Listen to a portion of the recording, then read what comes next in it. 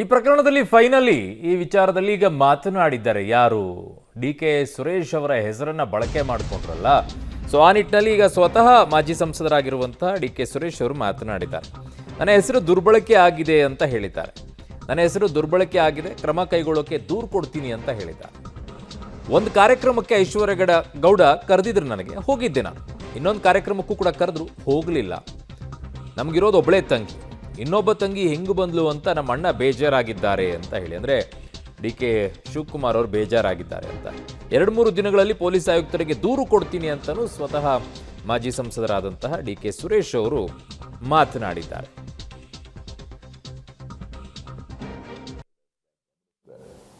ನಾನು ಕೂಡ ಇದನ್ನು ಕೂಡ ಮೊನ್ನೆ ಲಾಸ್ಟ್ ಒಂದು 4-5 ಡೇಸ್ ಬ್ಯಾಕ್ ಗಮನಿಸಿದೆ.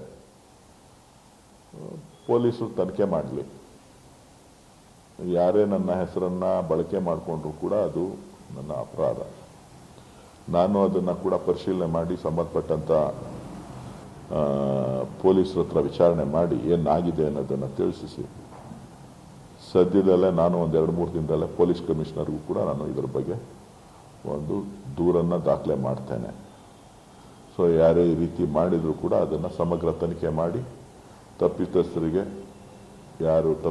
ಯಾರಿಗೆ ಅನ್ಯಾಯ ಆಗಿದೆ ಅವರಿಗೆ ಅನ್ಯಾಯವನ್ನು ಸರಿಪಡಿಸಿ ಅಂತೇಳಿ ನಾನು ಕೂಡ ಒಂದು 2 ದಿನದೊಳಗಡೆ ಪತ್ರವನ್ನು ಅವರಿಗೆ ಸಂಪೂರ್ಣವಾದಂಥ ಮಾಹಿತಿಯನ್ನು ಪಡೆದು ಪತ್ರವನ್ನು ಬರೀತೇನೆ.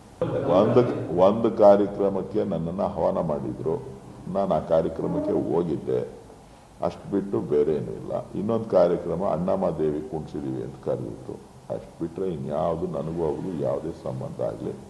ನನಗಿರೋಳು ಒಬ್ಬಳೇ ತಂಗಿ,